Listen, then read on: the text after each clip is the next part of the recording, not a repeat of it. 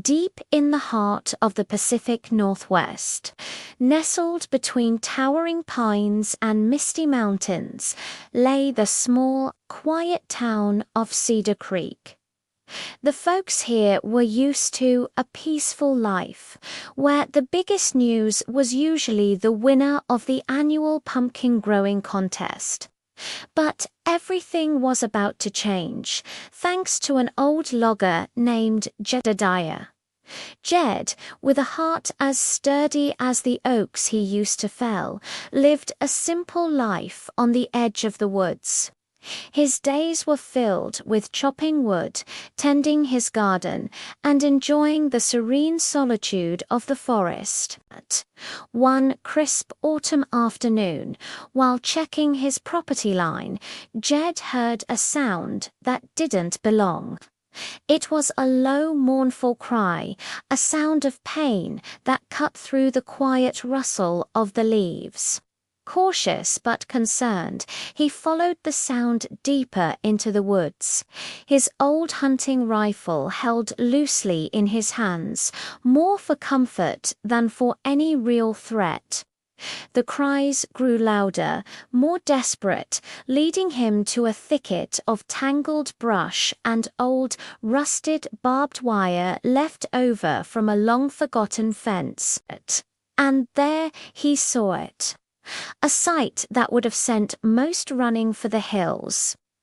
Trapped in the cruel embrace of the barbed wire was a creature of legend, a creature whispered about in campfire stories but never truly believed in. It was a Bigfoot.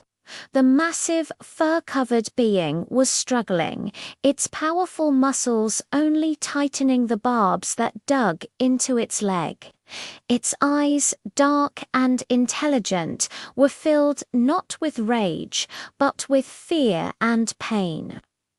Jed stood frozen for a moment, his heart pounding in his chest. Every instinct screamed at him to back away slowly, to leave this impossible creature to its fate. This was the monster from local folklore, the beast said to roam the darkest parts of the forest. But as he looked into its eyes, he didn't see a monster. He saw a living being, suffering and helpless. His compassion, a force stronger than any fear, took over. Setting down his rifle, Jed slowly raised his hands to show he meant no harm. "Easy there, big fella," he said in a calm, soothing voice, the way he'd talk to a spooked horse. "I'm not gonna hurt you. I'm here to help." The creature stilled, its deep, guttural groans softening as it watched him. It seemed to understand, or at least, it was willing to take a chance. Jed carefully approached, pulling a pair of heavy-duty wire cutters from the pouch on his belt. The smell of damp earth and something wild, musky, yet not unpleasant, filled the air. With painstaking slowness, he began to snip at the thick, rusted wires. Each snap of the cutters sent a jolt through the creature, but it remained surprisingly still, watching Yet's every move with an unnerving focus. Its breathing was heavy, a hot mist in the cool air. Finally, after what felt like an eternity, the last strand of wire gave way. The creature was free. It slowly pulled its injured leg from the tangled mess, wincing as it put weight on it. It stood to its full, staggering height, towering over Jed like a furry mountain. For a long, tense moment, they just stared at each other. Jed's heart was in his throat. This was it. The creature could crush him in an instant. But it didn't. Instead, the Bigfoot let out a low, rumbling sound, almost like a guttural thank you. It gave Jed one last, long, unreadable look, then turned and limped away, disappearing into the dense forest as silently as it had appeared. Jed stood there for a long time, the wire cutter still in his hand, trying to process what had just happened. He had just saved Bigfoot. The thought was so absurd, he almost laughed. He knew no one in town would ever believe him, so he decided to keep the incredible encounter to himself, a secret shared only with the ancient woods. Life in Cedar Creek returned to normal, or so it seemed a week past. Jed went about his chores, the memory of the encounter feeling more like a dream with each passing day. He'd find himself staring into the woods, half expecting to see those dark, intelligent eyes watching him, but there was nothing. He started to wonder if he'd imagined the whole thing, a trick of the autumn light and an old man's lonely mind. Then came the storm. It wasn't just any storm. It was the storm of the century. The sky turned a dark, bruised purple, and the heavens opened up. Rain fell in solid sheets, and the wind howled like a banshee, tearing at roofs and snapping ancient trees like twigs. The town's single power line went down, plunging Cedar Creek into darkness. And worse, the Cedar Creek itself, normally a gentle waterway, began to swell.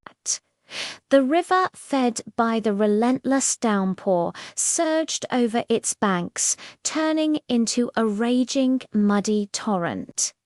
It swept through the lower parts of town, flooding homes and threatening the old wooden bridge, the town's only connection to the outside world. The townspeople, led by Sheriff Brody, worked frantically in the driving rain, piling sandbags, and trying to evacuate those in the most danger. But the river was rising too fast. Debris, including massive logs and uprooted trees, slammed against the bridge's supports, with a sickening groan. A major section of the bridge splintered and washed away, leaving several families stranded on the other side, with the water rising around their homes. Panic set in. There was no way to reach them. The current was too strong for any boat, and the road was gone. All anyone could do was watch in horror from the opposite bank as the water crept higher and higher up the walls of the stranded houses. It was a scene of utter desperation. Jed, huddled with the others, felt a profound sense of helplessness. As he stared across the churning water, his eyes scanned the dark tree-lined bank on the other side, and then he saw it. A huge, shadowy figure moving at the edge of the woods. At first he thought it was a trick of the rain and the failing light. But then another figure appeared, and another. It was a family of Bigfoot, led by a massive male who walked with a slight limp. A gasp went through the small crowd. No one could believe what they were seeing. Sheriff Brody raised his flashlight, its beam cutting through the rain, and there they were, clear as day. The creatures of legend were real, and they were standing right there. Before anyone could react, the large male Bigfoot waded into the raging river. It was a terrifying sight.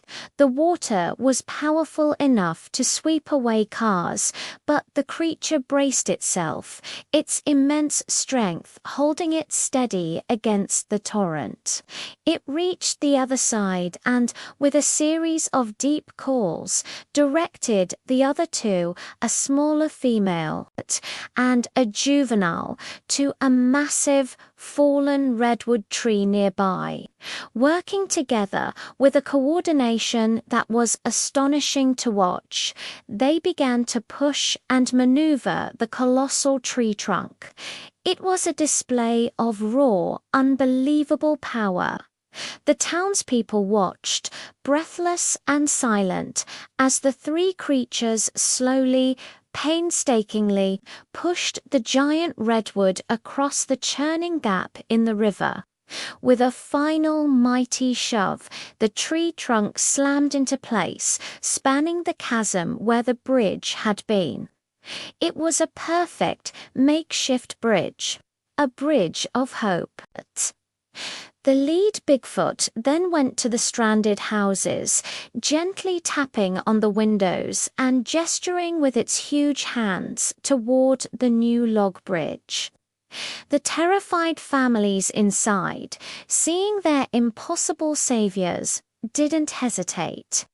They scrambled out and, one by one, carefully made their way across the log to safety, guided by the steady presence of the Bigfoot. Once the last person was safely across, the big male looked across the water, its eyes finding Jed in the crowd. It raised a hand, a gesture that was unmistakably one of acknowledgement of a debt repaid. Jed, his eyes wet with more than just rain, slowly raised his own hand in return. The Bigfoot family then turned and melted back into the forest, disappearing as mysteriously as they had arrived. The town of Cedar Creek was never the same. The story of the rescue spread like wildfire, and no one ever doubted Jedediah again. The log bridge became a permanent monument, a symbol of an incredible night. The people of Cedar Creek learned a powerful lesson that kindness can be repaid in the most unexpected ways, and that even in the deepest, darkest woods, there is compassion. And sometimes the monsters from our stories are actually the heroes we never knew we needed.